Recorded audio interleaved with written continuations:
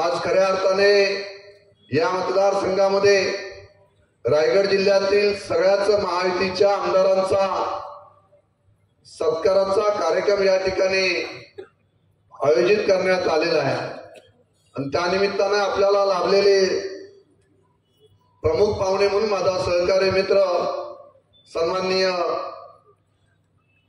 प्रकाशजी आंबेडकर साहेब आपण सारे जण या ठिकाणी सत्कार मूर्ती म्हणून या ठिकाणी उपस्थित आहात। मी व्यासपीठावर उभे असणारे माझ्या सगळ्या भारतीय जनता पार्टी, आरपीआय, शिवसेना, महायुतीच्या सगळ्याच प्रमुख नेत्यांसमोर या ठिकाणी सांगतो की साहेब, या मतदारसंघाचा आमदार म्हणून मी जो आपल्या समोर उभा आहे तो खऱ्या अर्थाने प्रामाणिकपणे या निवडणुकीमध्ये महायुतीचं काम करणाऱ्या सर्वसामान्य कार्यकर्त्यांमुळे या मतदारसंघाचा आमदार म्हणून मी उभा आहे। माझ्या सगळ्याच पदाधिकाऱ्यांनी, महायुतीच्या आणि कार्यकर्त्यांनी अतिशय प्रामाणिकपणे या संघर्षात माझी साथ दिली। जो विकास मागच्या 5 वर्षापूर्वी या मतदारसंघामध्ये मी उभा केलेला होता तो सन्माननीय राज्याचे तत्कालीन मुख्यमंत्री एकनाथजी शिंदे साहेब आणि शिवसेनेचे मुख्य नेते यांनी दिलेलं मार्गदर्शन, यांनी दिलेला आशीर्वाद आणि त्यामुळेच या मतदारसंघाला नव्याने उभारी देण्याचं काम मी मागील 5 वर्षापूर्वी सातत्याने या मतदारसंघासाठी मोठा निधी आणून केलं आणि खऱ्या अर्थाने 2024च्या विधानसभेच्या निवडणुकीमध्ये याच मतदारसंघाच्या सर्वसामान्य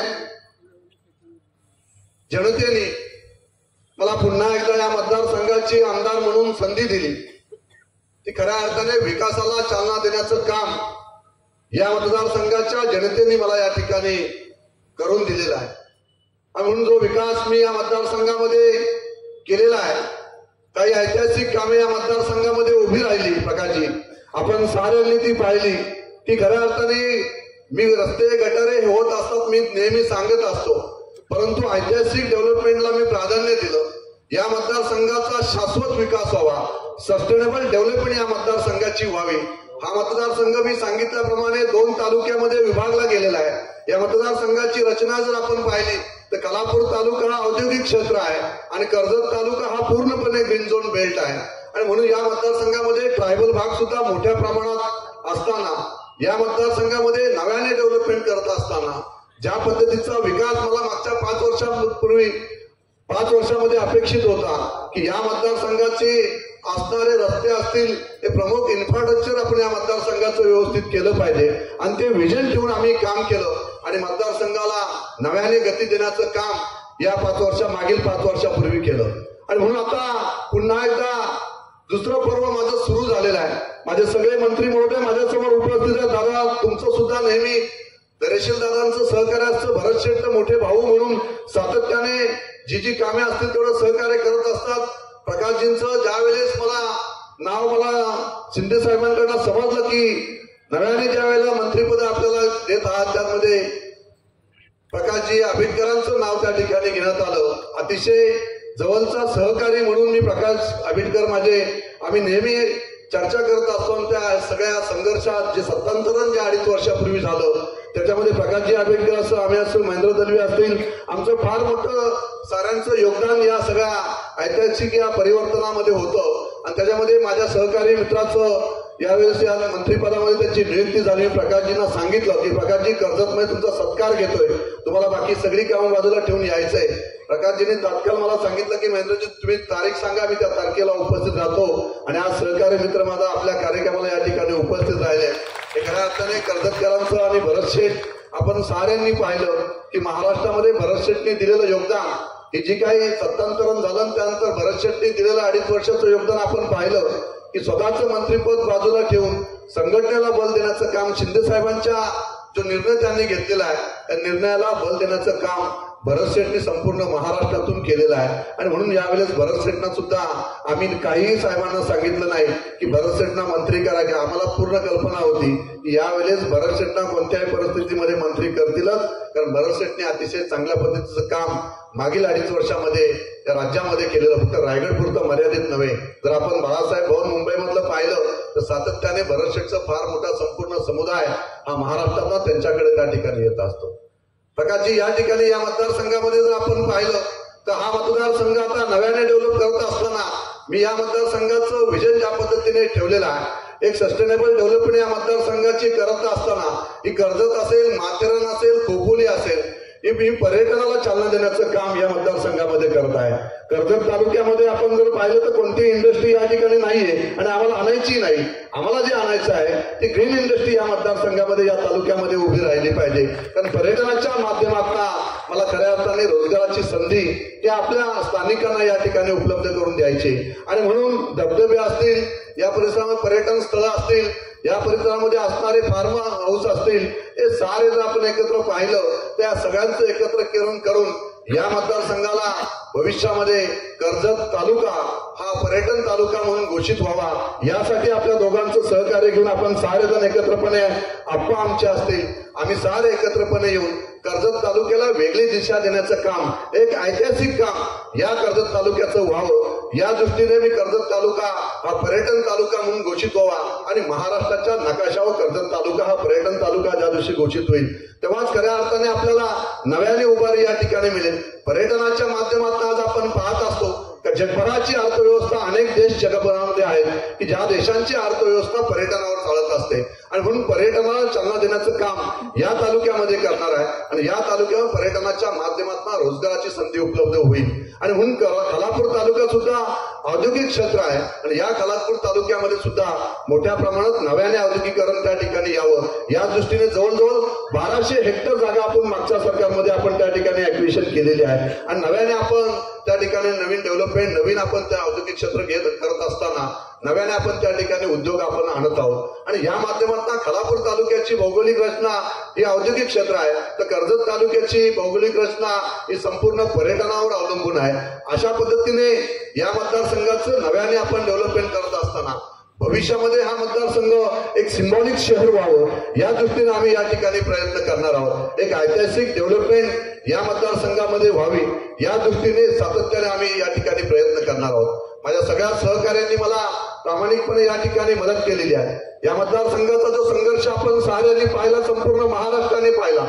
संपूर्ण महाराष्ट्रामध्ये या मतदारसंघाचा निकाल कशा पद्धतीने लागतोय याच्या सगळ्यांच्या नजरा या ठिकाणी प्रकाशजी लागलेल्या होत्या. परंतु या मतदारसंघातील माझा शिवसैनिक असतील, भारतीय जनता पार्टीचे कार्यकर्ते असतील, आरपीआयचे कार्यकर्ते असतील, महायुतीच्या प्रत्येक कार्यकर्त्यांनी प्रामाणिकपणे या ठिकाणी काम केलं.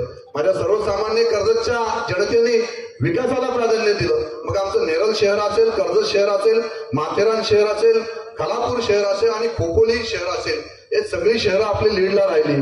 मोठ्या फरकाने या ठिकाणी आपल्याला अधिक लीड या ठिकाणी मिळाला. ग्रामीण भागामध्ये थोडंसं मागच्या लोकसभेसारखं पुन्हा एकदा त्या ठिकाणी नरेटिव्ह सेट झाला होता, चुकीच्या पद्धतीने त्या ठिकाणी नरेटिव्ह सेट करण्यात आलेला होता. परंतु शहरी भागातील लोकांनी विकासाला प्राधान्य दिलं आणि सगळ्यांनी त्या ठिकाणी भरभरून आपल्याला त्या ठिकाणी मतदान त्या ठिकाणी केलं आणि म्हणूनच या मतदारसंघाचा आमदार म्हणून पुन्हा एकदा 2024ला आपण साऱ्यांनी मला त्या ठिकाणी निवडून दिलेला आहे आणि म्हणून जी विकास कामे आपल्याला भविष्यामध्ये आता या ठिकाणी करायची आहेत. आज प्रकाशजी आंबेडकर आपण आरोग्यमंत्री म्हणून या ठिकाणी उपस्थित आहात. माझ्या कर्जतमधील असताना मागच्या वेळेला शिंदे साहेब आले होते आणि त्यांनी सांगितलेलं होतं आणि तसा प्रस्ताव सुद्धा दिलेला आहे की कर्जतचं असणारं उपजिल्हा रुग्णालय जे आहे ते उपजिल्हा रुग्णालय 50 बेडचं आहे, ते 200 बेडचं हॉस्पिटल त्या ठिकाणी कर्जतमध्ये या ठिकाणी व्हावं, यासाठी आम्ही साऱ्यांनी प्रयत्न केलेला, प्रस्ताव सुद्धा दिलेला आहे. आंबेडकर साहेब आज आपण उपस्थित आहात, आपल्या माध्यमातून आम्हाला कर्जतकरांना काहीतरी नव्याने आपण या ठिकाणी द्यावं अशी आपल्याकडे या निमित्ताने मागणी करतो. नेरळमध्ये सुद्धा नवीन विस्तार नेरळमध्ये त्या ठिकाणी होत आहे, त्या ठिकाणी सुद्धा उपजिल्हा रुग्णालय आम्हाला त्या ठिकाणी हवंय, ही सुद्धा मागणी आपल्याकडे या निमित्ताने करतो. आणि खास करून आज आपण सारेजण या ठिकाणी मोठ्या संख्येने माझे सगळे लोकप्रतिनिधी आपण उपस्थित राहिलात त्याबद्दल मनापासून आपल्याला आभार व्यक्त करतो आणि आपलं निवडून आल्याबद्दल साऱ्यांचं मनापासून या ठिकाणी अभिनंदन करतो की आपण पुन्हा एकदा रायगडमध्ये एक ऐतिहासिक विजय, सगळेच आमदार महायुतीचे या ठिकाणी निवडून आलेले आहेत आणि खास करून आमचे आप्पांचं असणारं योगदान आणि धैर्यशील दादांचं असणारं नेहमीचं सहकार्य, याच माध्यमातून भविष्याची राजकीय वाटचाल करत असताना आपल्या साऱ्यांचं सहकार्य घेऊनच या मतदारसंघाच्या विकासाला चालना देण्याचं काम आम्ही भविष्यामध्ये करू. आम्ही आता बरेचशा पत्रकारांना माझ्या वाटलं असेल की काहीतरी आमदार साहेब वेगळ्या पद्धतीने या ठिकाणी बोलतील, परंतु झालं गेलं ते आता गंगेला मिळालं. आता आम्हाला विकासाला प्राधान्य द्यायचंय. आम्हाला तो कोळसा काळा आहे, तो किती उघडला तरी तो काळाच असणार आहे. त्यामुळे रायगड जिल्ह्यात आता तिन्ही आमदारांकडे आम्हाला त्याचा अनुभव आलेलाच आहे. धैर्यशील दादांना पण आणि उपस्थित रायगडकरांना सगळ्याच त्याचा अनुभव आहे. त्यामुळे मी आज त्या विषयावर काय बोलणार नाही. माझा पवित्र कार्यक्रम आहे, सुंदर असा कार्यक्रम आहे. या कार्यक्रमाला गालबोट लागायला नको. हा कार्यक्रम चांगल्या पद्धतीने व्हावा. आम्ही सारे जणांनी ते आत्मसात केलेला आहे आणि चांगल्या संधीची आम्हीही वाट पाहू, जसं त्यांनी आमच्या संधीची वाट पाहिली. परंतु आम्ही पॅड बांधून बसलेलो होतो. आम्ही क्रीजवर ज्यावेळेस बॅट घेऊन उभे होतो त्यावेळेस ठरवलेलं होतं जसा बॉल येईल तसा आपण त्या ठिकाणी बॅटिंग करायची. मग कोणत्याही परिस्थितीमध्ये विजय हा संपादित करायचाच, हा निश्चय मात्र आम्ही त्या ठिकाणी केलेला होता. आणि आपण साऱ्यांनीच, कर्जतकरांनी या मतदारसंघाचा आमदार म्हणून पुन्हा एकदा मला विजयी केलेला आहे. त्याबद्दल मनापासून मी साऱ्या कर्जतकरांचं या ठिकाणी आभार व्यक्त करतो आणि धन्यवाद माझ्या या सगळ्या सहकाऱ्यांना, धैर्यशील दादापासून, भरत शेठ पासून, प्रकाश पासून सर्वांना आणि आप्पांचं खास करून मी या ठिकाणी आभार व्यक्त करतो की आप्पांनी एक दूरदृष्टी ठेवून असणारं एक नेतृत्व आहे. आप्पांनी मला सांगितलेलं आहे की महेंद्र, यावेळची निवडणूक ही तिरंगी होणार आहे आणि तूच या मतदारसंघाचा आमदार होणार आहे. ते मात्र आप्पांनी हे बाकीत अगोदरच सांगितलं होतं आणि तसं त्यांनी आमच्या मुख्य नेत्यांना सुद्धा आप्पांनी सांगितलेलं होतं की यावेळची निवडणूक ही तिरंगी होईल आणि यावेळेस पुन्हा एकदा या मतदारसंघाचा आमदार महेंद्र थोरवेच होईल, हे आप्पांनी जाहीरपणे सांगितलेलं होतं. आणि म्हणून आप्पा, तुमचं साऱ्यांचंच मनापासून या ठिकाणी आभार व्यक्त करतो आणि या ठिकाणी थांबतो. जय हिंद, जय महाराष्ट्र.